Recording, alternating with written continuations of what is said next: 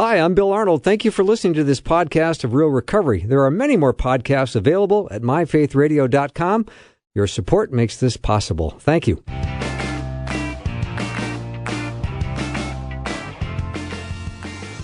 Welcome to Real Recovery. So glad that we're able to do this tonight once again. Bill Arnold on this side of the studio, and just across the way, George P. Fraser. Hello, George. Bill, how are you? You know, I'm well. It's always nice to see you.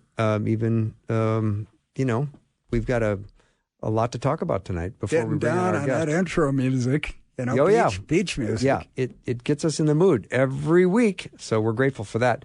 And George, we're looking forward to talking to Davon tonight. We're going to bring him on, time permitting. Depends on how well we do. But let's get to business here, which is what we do. Do we talk about a step every week? We do. Today, and you know why we do that? Should be no exception. Well, this evening, I want to talk about a step. And you know why we do that, Bill? It helps us walk out our faith. And one that I always talk to my guys about, because, Bill, the guys we work with are deciding their eternal destiny and how they're going to live out the rest of their life. And usually what happens, God allows us to go our own way. And a big crisis happens to get our attention, legal, marital, relational, occupational. And when guys work with us to get sober and to find Jesus, they wonder how their life is going to be. Is this going to be good enough for me, Bill? We lose a lot of guys who go, yeah, I know Jesus wants me sober, but George, that life is so boring. I'm not going to have any fun. And we talked to him about Ephesians 4, about putting off the old and putting on the new. But, Bill, we're always really good about talking about that. When we look at our lives, it didn't turn out anything like we thought it would. When you make a decision to follow Jesus, you get out of the decision-making business. And we need to get out of the way. I was talking with my mentor, Danny, a while ago, and I said, I don't know how to solve this problem. He goes, well, you're not supposed to. You're supposed to be obedient and wait for God to do his work.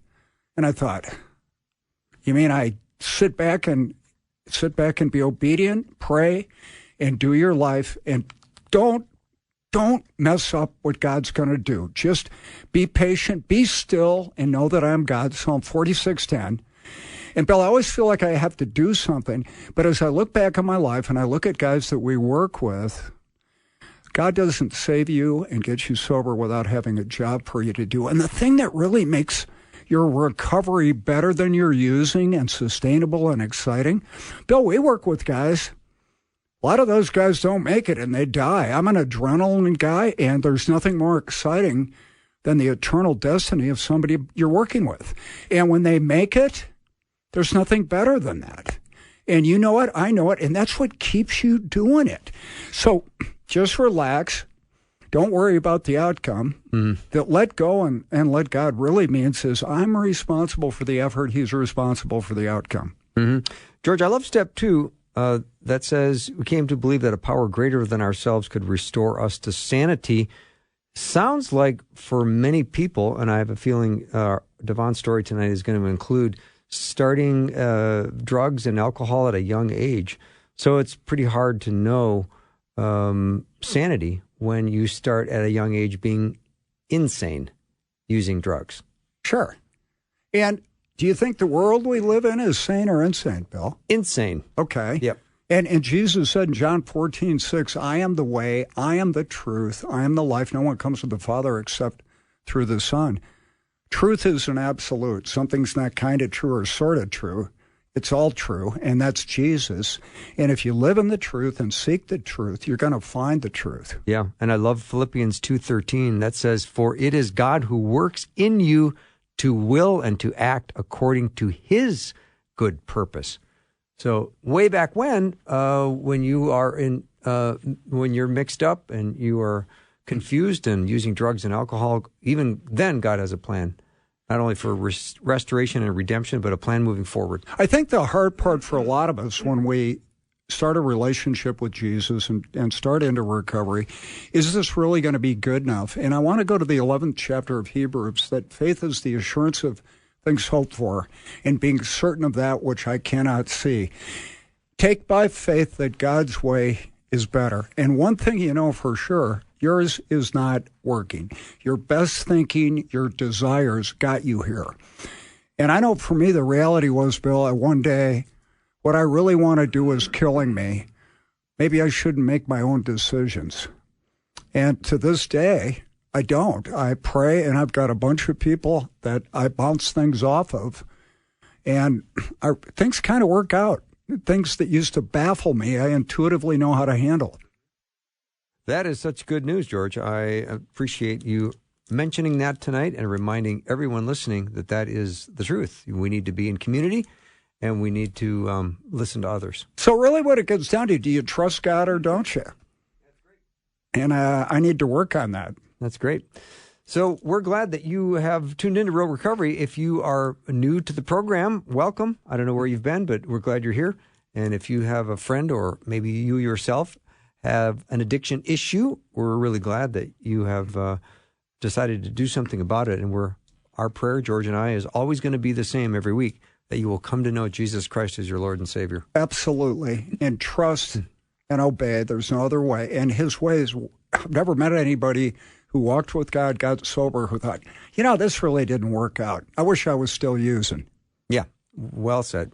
So if you are just learning about us, we're glad. We have lots of episodes that already exist on the podcast at myfaithradio.com, because sometimes you need a meeting and you can't get to one. So I know a lot of people will use Real Recovery as a way of almost feeling like a meeting. It's not the same because it's not accountability and in group, but it is a chance to feel inspired by someone's good story. So you're saying it's better than nothing. And I agree with you 100%. Better than nothing. I always like hearing God's story to a victory. Yeah. All right. Well, we'll take a little break. When we come back, Real Recovery is going to have another award-winning story. Davon is going to be on the program after a short break. Thank you for tuning in. We'll be right back.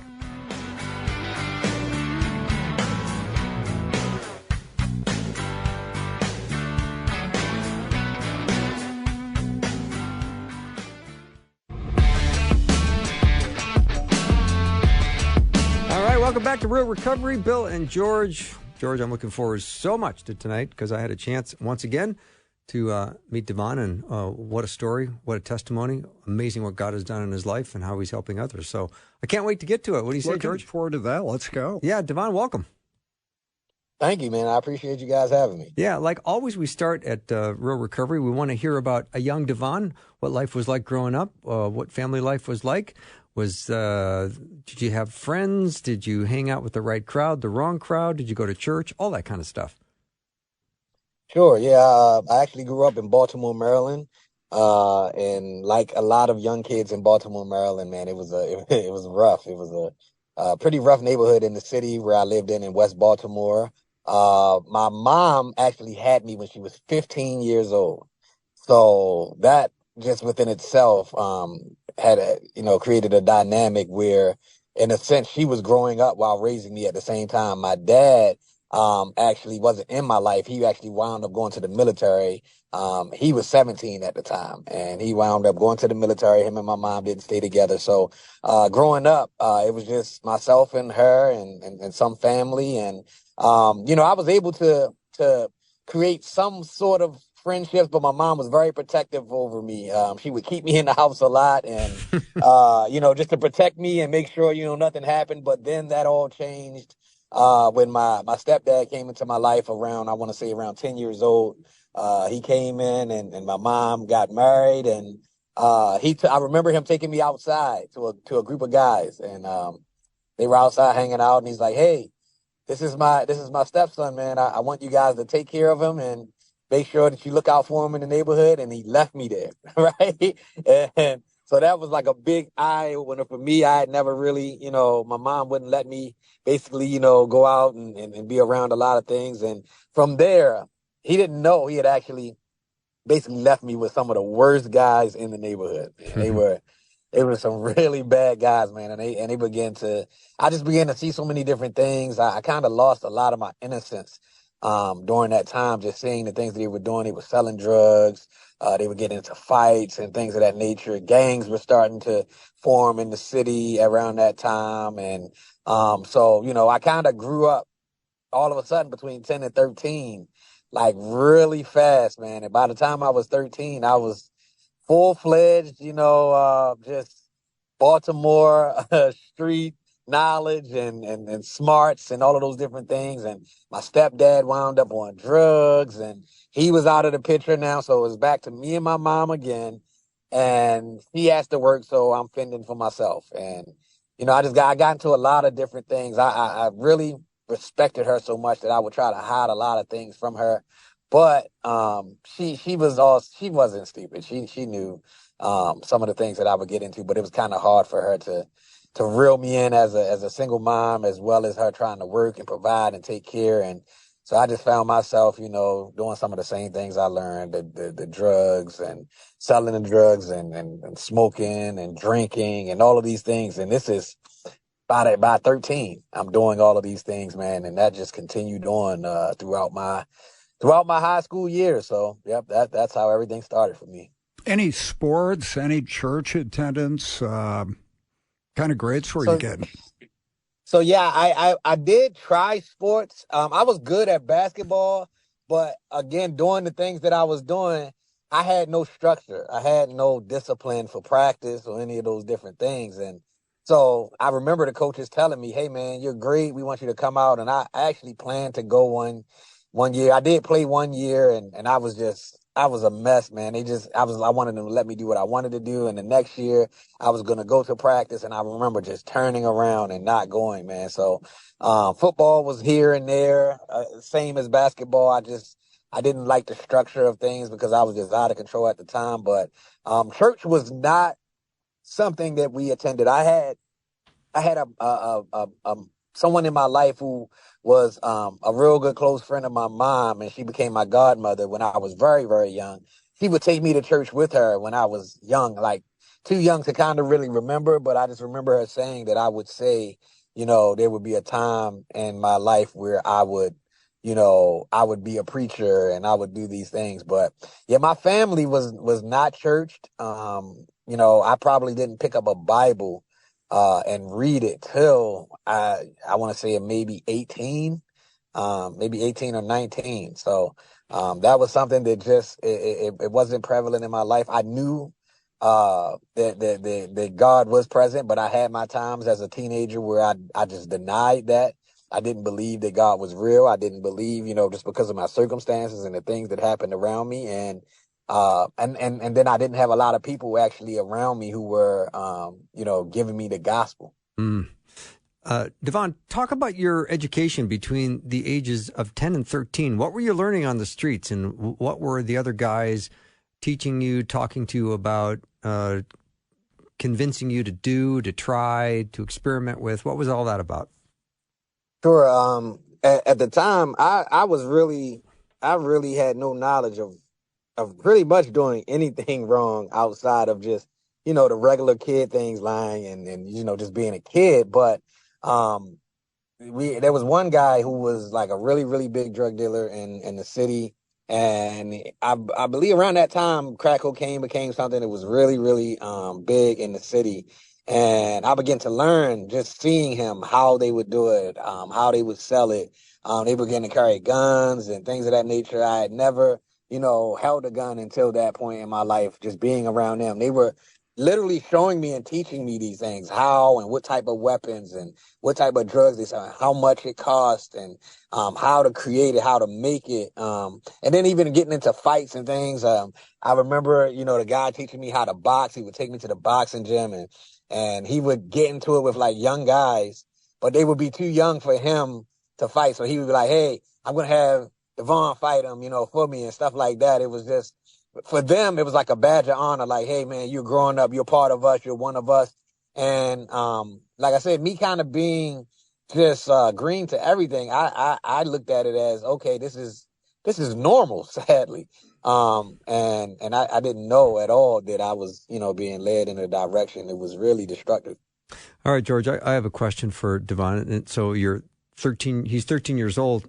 Is he having a different lifestyle? Is he showing up with brand new sneakers at home and all the kind of stuff that mom's going, wait, Davon, where'd you get that? Right. I'm hiding them. Okay. I'm literally hiding things to the point where I remember having a pair of sneakers that had a hole at the bottom. And she's like, why didn't you tell me you had a hole at the bottom of the sneakers? I'm like, no, I'm fine. She's like, no, we got to get you a pair of sneakers. And I'm saying to myself, no, no, I'm fine. I'm fine. Now you don't worry about it. And so I'm hiding it from the sense of a respect that I had for my mom. And somewhat fear too of just letting her down, because my mom was always one that would tell me, hey, this is not the direction you want to go. This is not what you want to do. And that's why she tried to protect me so much. But being in the city and that area, it was hard to, protect. So I hid a lot of that stuff. I even had friends who would keep clothes I would leave out, have in my book bag, have a different pair of sneakers, a different outfit. Like just, it took a lot of energy to hide that stuff for sure. What was it like for you to have secrets from your mom? Man, for me, it was the sad part, like you said, the energy that it took. And not just her in general, but I wasn't bad in school, believe it or not. I got grades that were good because I was very intelligent, and I would even skip school sometimes, and my friends would fail, and I would go back and make up my work, right? Like I would go and get the work, and so I would even from a teacher standpoint, from my friends, moms and parents standpoint, they were like, man, he's a good kid, and they're like, man, he's the worst of all of us. You know what I mean? So it was really hard and difficult, and it was stressful. It was, it got to a point where I'm like, man, I don't even want to deal with hiding and doing these different things, but it was just a part of who I was, and I was so far deep into just hiding and doing so many different things that it felt like I couldn't escape it in some ways. So, were you doing drugs yourself? Yeah, I mean, I was really heavy, believe it or not. At 13, I want to say 12 to 13 is the first time I had smoked marijuana with another guy that I knew. He had a cousin who visited from California, and we were just hanging out, and I saw him smoking, and he handed it to me, and I'm like, I just took it, and I smoked it, and then I remember him telling me, cigarettes help boost it, so I started smoking cigarettes, and then drinking a lot with some of the friends I had who were from New York. They were really big and heavy into, drinking beers and stuff. So by 13, 14, man, I was drinking like a 40 ounce of liquor, malt liquor, and then other types of liquors and marijuana and all of those different things.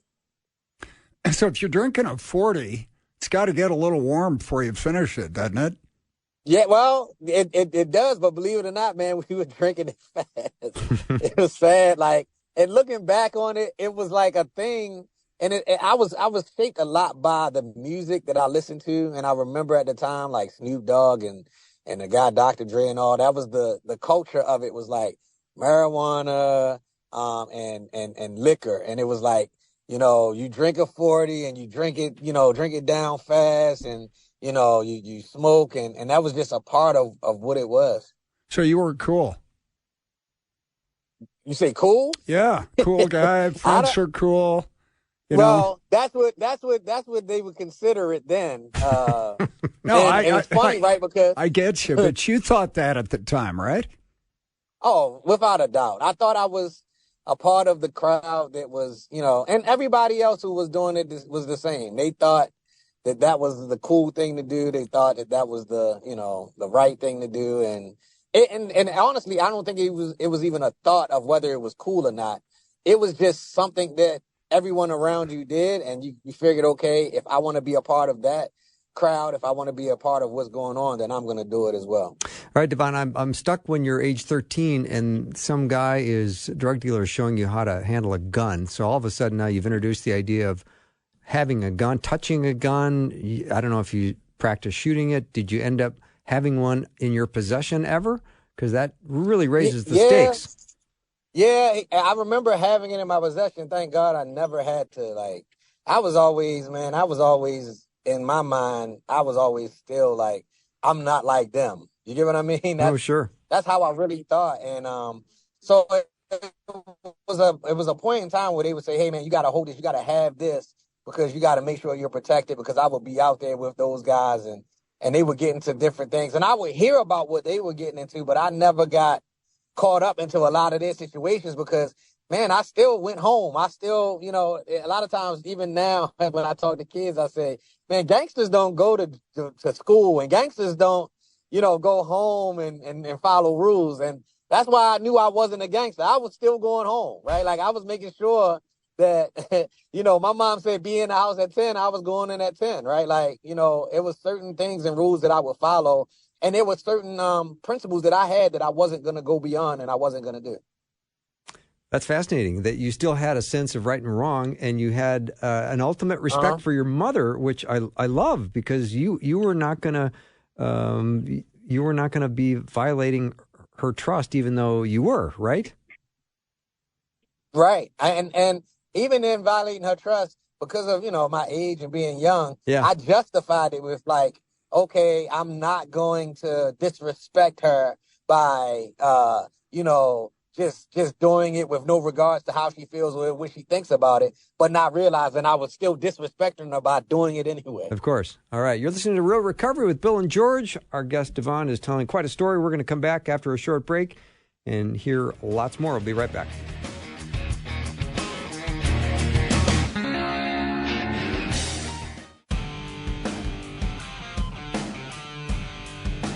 We were not gone long, and we are back. Davon is our guest. George, what a story. I love the way that he is loving and respecting his mom, but he's also on the street learning the ways of the street. Real honest. Yeah, real honest. So, Davon, let's get back to just post 13.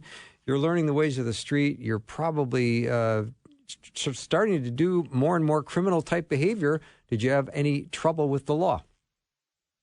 Yeah, I had it later on. I got to a point where I started doing more things where it was getting noticed. And, now the police are finding out what's going on. Now we're running. And I when I go into the prison to speak with young guys or even older guys, I make this joke, and some laugh and some don't, but I always tell them, I say, man, I could have been in here with you guys, but I was smarter than you, right? And some laugh and some don't laugh, but I thought at the time I was smart because I wasn't getting caught, right? Like, I was getting away, and it got to the point where I finally did get caught. It was for distribution, and it was small, not a lot, but I remember going in and getting booked and seeing guys that I knew in there, and they were literally yelling, finally, they got him. Like, they were celebrating that I had got caught because it was this thing like that I had never got arrested for the things that I had done. But the police, man, they were definitely they knew about me but didn't know exactly who I was, and they knew some of the things that I was doing. But I was really, really careful a lot of times with the things I did and how I moved. It's exciting, Bill, and you never get caught. You're kind of invincible. And then that all changes. It's kind of like the guy that likes to fight, and then he loses one. It's not fun anymore. Yeah. Oh, and losing that first fight is a eye-opener as well as humbling, because that humbled me when I got caught. I remember being in there, and I said to myself, this is not for me. This is not what I want. I remember leaving, and when I got out on my own recon, luckily. And sadly, too, I got off. This was the craziest story thing ever. I got off more so because when they caught me with money, they caught me with cocaine, and they caught me with some marijuana. And I told them that the cocaine was not for selling. I was using it. I was putting it on my marijuana. I was lacing it with it. And so now they're like, well, we got to get you in the treatment program, right? Like, they're saying, okay, he's not it, he's using it. So I'm now heightened, and they're making fun of me. The guys are in there saying, yeah, man, we got a guy in here. He's a cokehead. He's this and that. And for my sake, I'm like, man, whatever will get me out of a distribution charge was my thought. And it didn't go any further than, them actually let me out on my own recon, and me wound up with probation before judgment. Mm-hmm. All right. So did you spend a little bit of time in jail or prison? Oh, no. Just 2 days in jail. Okay, That 2 days was in jail. my, All right. yeah, that All was right. my, That was your yeah, punishment. that was my, That's that was my enough to punishment for get that the time. general idea, I isn't think it? that's plenty. Right. The general idea was, you know what? I've seen it. I know plenty of friends who had done many years. And right there, I said, you know what? This is not what I want for my life at all, man. I don't want to get arrested and go to jail at all. Yeah. Now, I'm sure you have friends, former friends, and guys you know who've said, and they can do time. I got guys I work with that can do time. Aren't you glad God made you a guy that couldn't do time? I'm so glad of that because I have friends. I have one of my best friends who was doing some of the bad things with me later on in my later teen years. Who came to live with me and my mom. He wound up going to prison after I left doing a lot of those things. He went to prison for 5 years. And when I talk to him now and even during the time, sometimes I stare at him and I'm like, man, how and in what ways does your mind work that you're able to, be confined like an animal, man? Like I can't fathom it or think about it in my mind how he was able to, endure it. Mm-hmm.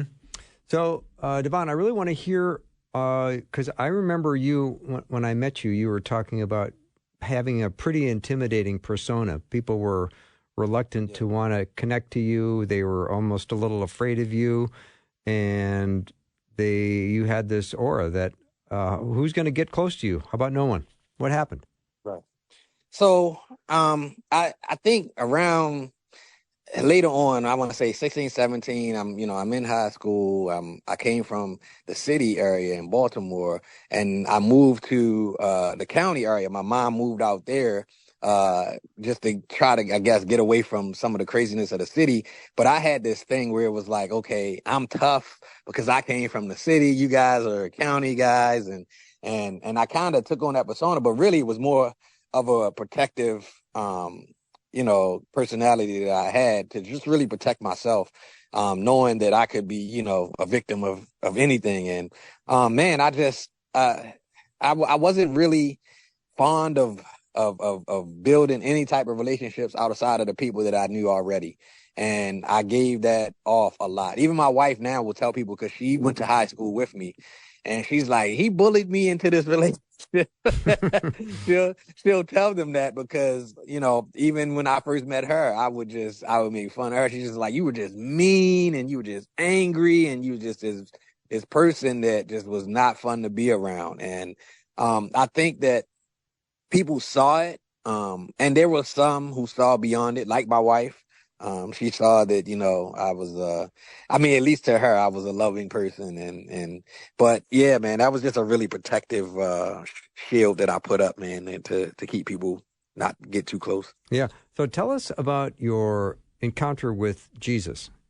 What was it like for you to be this kid on the street who is calling his own shots, doing what he wants to do, and now all of a sudden, after some trouble and some danger, you start to have a connection to God. And how did that happen?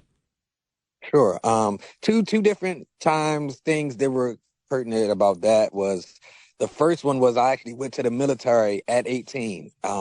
Sadly, I went in thinking, I'm running away from all of this stuff and, this is gonna be what's good for me, to get me right. And I remember being in boot camp one day and the guy comes in and he's like, hey, who wants to go to church services? Well, I'm not going and raising my hand because I want to, get to know God. I'm trying to get out of, work at the time. And I raised my hand and I remember going to the Protestant service. And then the next day they said, who wants to go to the Catholic service? And I raised my hand for that service too. And look, fun story. It was the same guy for both services. It blew my mind, right? And I'm like, but I remember sitting in there and we're singing this song, Our God is an Awesome God. And you got 60, 70 guys singing. And that was the first time, man, I began to like cry. And I look around and other guys are crying. And that was my first time just feeling a sense of like God and who he was in that love for a moment. Right. And I didn't understand what it was then, but fast forward, once I, came back home, because I went reservist, at that time. And, my wife, who wasn't my wife at the time, we were still friends. One year after some guys, I got into some situations, and a guy I knew had got murdered and killed. And it was really connected to some things that he wanted me to do. And I'm like, just thinking to myself, I need to figure out how to, I had been doing music at the time, and I was rapping. I became pretty much a big rapper in the city, and got this deal from a record label. And I remember calling my wife and told her about it. And she's like, hey, you need to come talk to my pastor about it. And my first thought was, no way, this man is going to ask me to give money to the church. That's all they want, right? Like, that's my first thought. I'm like, no, I don't want to. She's like, trust me, just come and talk with him. And I actually called him. And the question he asked me was, after I told him all of these big accomplishments and what I was doing and pray for me and all of this, he's like, man, but what about your soul? And man, it hit me like bricks. I was like, what do you mean? Like, what does that even mean? And he's like, man, let me talk to you a little bit about like what you've gone through. And I felt like this man had read the book of my life, right? Like, he was just talking to me about, all of these different things in life, and how it's affected me, and how God, had a purpose and a plan for my life through it all. And man, I remember again, cry on the phone. And I told him, I said, you know what, I'm going to come visit the church. It was New Year's Eve. I want to say 2001, maybe. And I went to visit. My wife invited me, and I was sick with the flu. I didn't know I had the flu at the time, but I decided not to go out and party. I went to church instead. And I remember, man, just first off laying at the altar because I was sick, but, just praying and hearing the message about this hope and God and the purpose he had for my life and how much he loved me. And I didn't immediately, surrender. It took, I want to say I visited frequently, probably a month, before one day I looked at my mother-in-law, who was, at the time, she knew I was, of course, dating her daughter.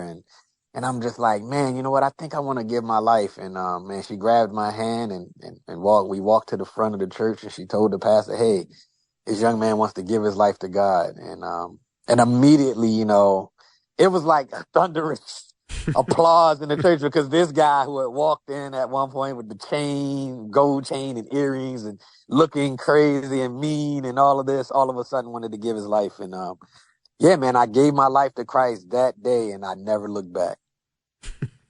Cool. Such a great story, Davon. I love the surrender, and I love that your mother-in-law said, let's do this. I thought, Yeah. what a great story. Yeah.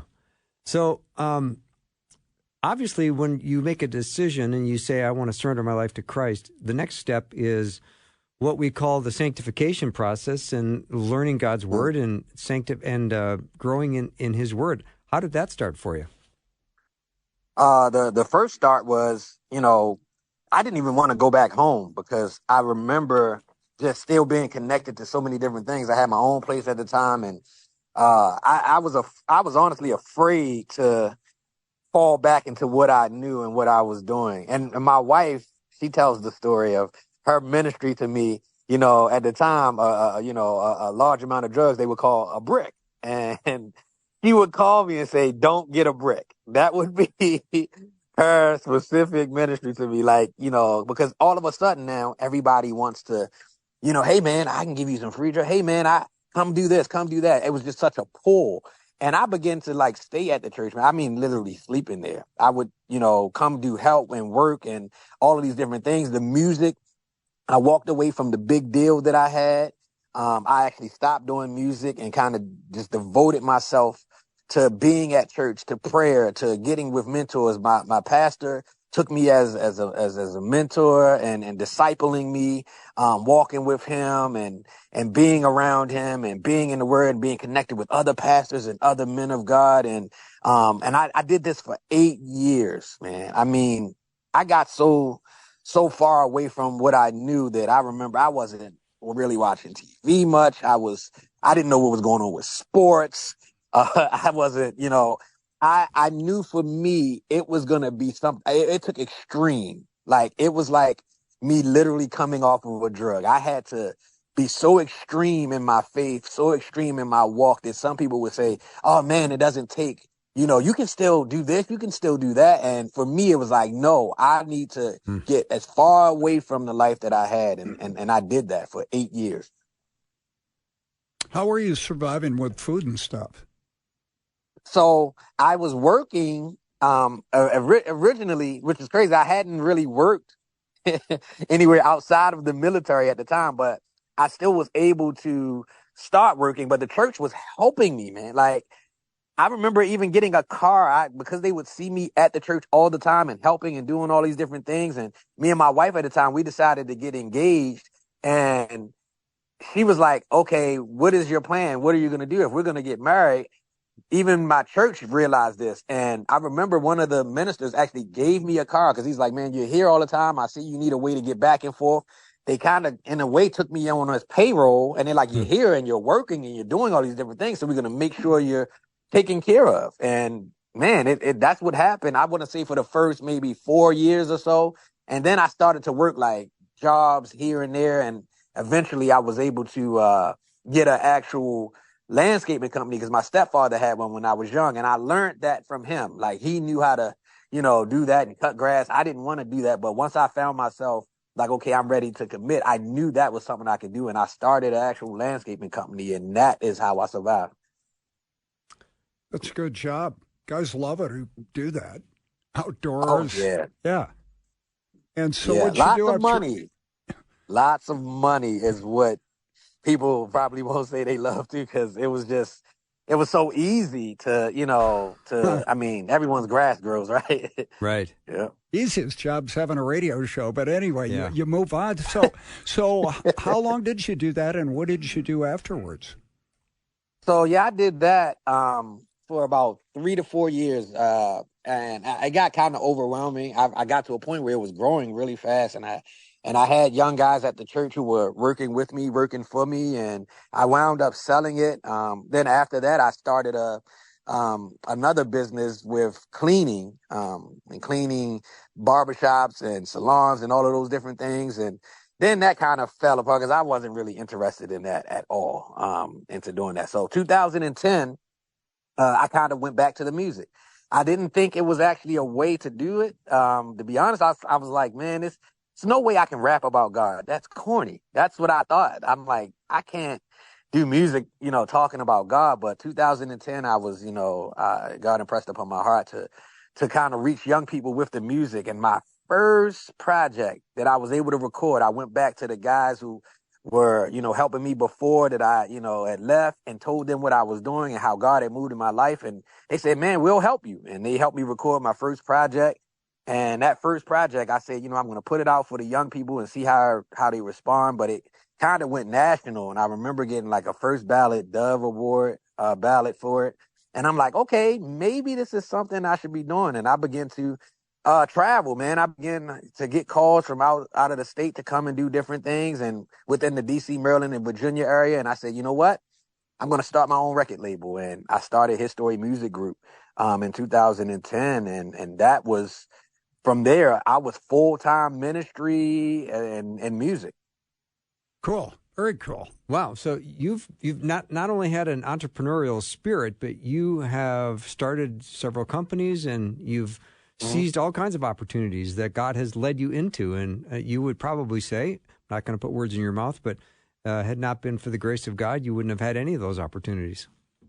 Not a question. But at the same time, I look back at my past and I say, I was learning entrepreneurial just the wrong way, right? I like to tell these guys a lot of times, some of you drug dealers are really businessmen. You don't even know it. You don't know that you're a businessman. Some of you guys are cooking drugs and you're chemically creating things and don't know, man. You're a chemist. Like you're missing the calling for your life. You don't realize that you're being led in a different direction. So some of those principles and the things of working that I learned that was bad, I kind of transferred and I'm like, okay, if I can work for myself and I can do the wrong things, I can get up and not sleep and be tired and do all of these things and do it in the right way. Mm-hmm. Davon, we're going to take a little break. When we come back, we both want to hear about your connection now to young kids and how you reach the younger generation with the Word of God. So we'll take a short break. You're listening to Real Recovery with Bill and George. Ryan's on the board as usual. We'll be right back.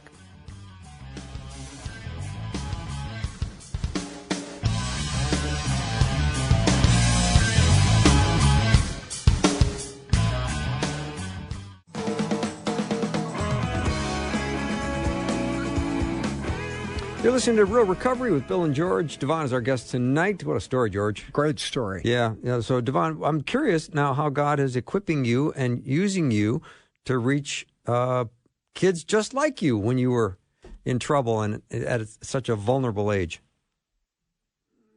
Sure. Yeah, he's I didn't know that this was what I was going to do. My wife just had such a passion for young people and kids in general. And I wound up being the student or youth pastor in Baltimore when I was, at that church, and kind of just fell into that position, just being who I was. And we began to bring young kids, from all over the city to our home, and they would just, we would minister to them and get them away from the different things. And so when we moved to Florida, actually while we were there, we were doing foster care as well. My wife was like, hey, we're doing this. We had a young man who didn't have a place to stay. He was like 17, getting ready to turn 18. And he told us, he said, we need more structure like what you guys are doing, and we need you guys in the system. And we didn't understand, but we decided to become foster parents, and we wound up taking in kids. Our first group was a sibling group of girls who were teenagers, and that was tough, right? And actually, second group kid was my son now, who was adopted, Dylan. We had him since 6 months. He's 12 years old now, and he had a lot of different physical challenges and things of that nature. And we kind of continued that on, and we had multiple kids come through our home. And we wound up, the reason I actually wound up in Bradenton was because when we came to Florida, we started a nonprofit where we were helping families with all of these different Pampers and things that they needed. And Walmart distribution actually partnered with us. And a lady there told my wife about a program where you can take in sibling groups. I just happened to be on tour doing on a music tour, and I'm on the tour bus, and I meet this guy in Colorado who has probably 12 to 13 kids in his home. And I'm asking him like, man, this is amazing what you do here. And he's like, yeah, we adopt, we, do fostering. And I remember praying to God, man, if I had the, resources, Lord, I would do something like this. Well, you got to be careful what you say, because my wife called me maybe 2 days later, and she says, we have this opportunity. And I couldn't turn it down because I just asked God for it, basically. And she said, we can move into a foster home in Bradenton. We were living in Kissimmee at the time. And I said yes. And long story short, we moved in. We took in a sibling group of 4. So now we had a house of 10. And man, we were able to care for those kids and get them back home. And that brought me to the church I'm at, because we did our foster care training there. I met the pastor and we joined. And again, God has a plan all the way around. Here I am from Baltimore all the way to Bradenton, Florida. I took on the student pastor position there. I connected with Youth for Christ there, and consistently began to just work within there. I became a board member at Youth for Christ. Actually, will be at Youth for Christ today. I'll be leaving to go there and hang out with the young kids and the young girls and guys there. And it's just been a consistent theme throughout my life that God has always placed me back in the lives of those who have gone through what I've gone through. Some who may not have gone through what I've gone through, but he's given me so many different situations and circumstances where it's not too much that I can't speak into, and I can understand their anger, their frustration, their hurt, their pain, and how they, can navigate throughout this life. And whether that's with Christ or without Christ, I can kind of introduce that to them. So, Davon, when you talk about sponsoring kids, and you've had about 12 altogether, does that sound correct? Yes, just through fostering, we've had coming in and out of our house at least 12 kids. Wow, that's impressive. Now, is your wife the same young woman you met like in high school? Not after all. I mean, we have 4 kids of our own. Okay. Well, we have 3 that are biological, of course. She is not the same. And when I joke with people about this. I'm like, when you were getting married, we've been married almost 21 years now, coming up January the 1st. And when you first get married and, we first get together in high school and all these different things and we laugh and joke about it, I look over and I'm like, I can't believe we are married. This is crazy. 'Cause she's a nurse practitioner now. She's actually a vice president of a home care agency and she's still working with young people. She used to work in the NICU. So just watching her, I can give her a lot of the credit for things that I probably would never have done. I may not have, said, hey, I want to take in 12 kids and, Yeah. I'm not guessing you would want to. Yeah. No, but it was a calling, man. Like really, once I did it, it was like I chose to do it instead of her. I did a lot of she said, well, you're doing most of the work. And I didn't realize, it was something that would be fulfilling for me. So, but she has been the true definition of a helpmate and help, push me into, really what God had already called me to. Yeah. Davon, talk about what it's like to make your agenda God's agenda, not your own. Because your course of what's happened in your life is thrilling. It's just every time you tell another layer of the story, it gets more interesting.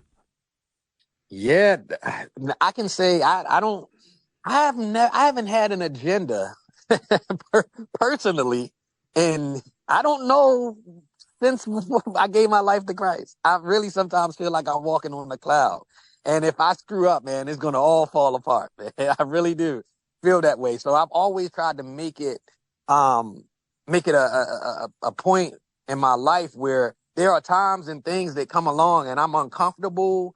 I even may say, I don't know if I want to do this. And then I have to pray. I have to go back and say, okay, it's not about what I want. It's what I need to do. Is it something that God has, is there a purpose that God has for it in my life?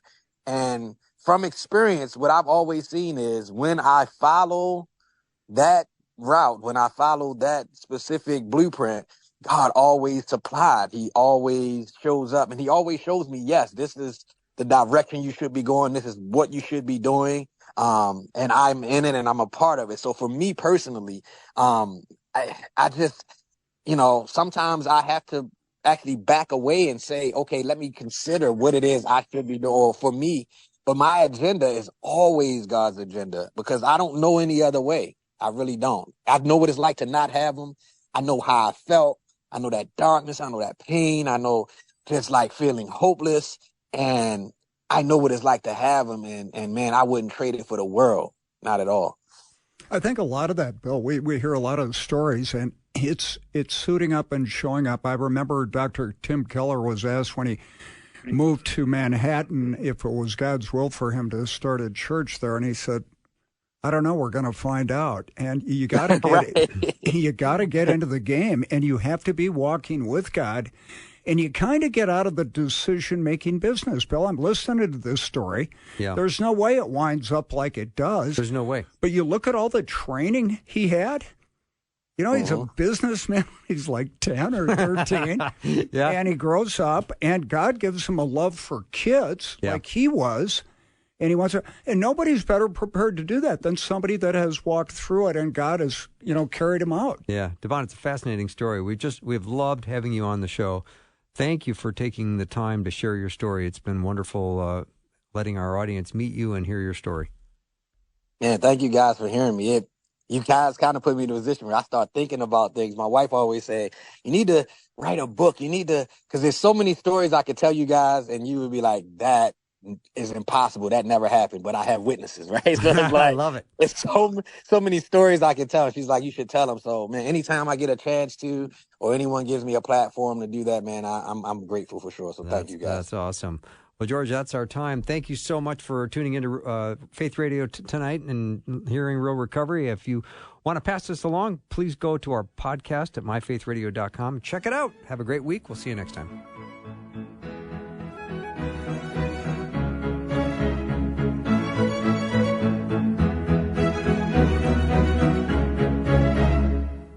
Thanks for listening. Programming like this is made available through your support. Information available at myfaithradio.com.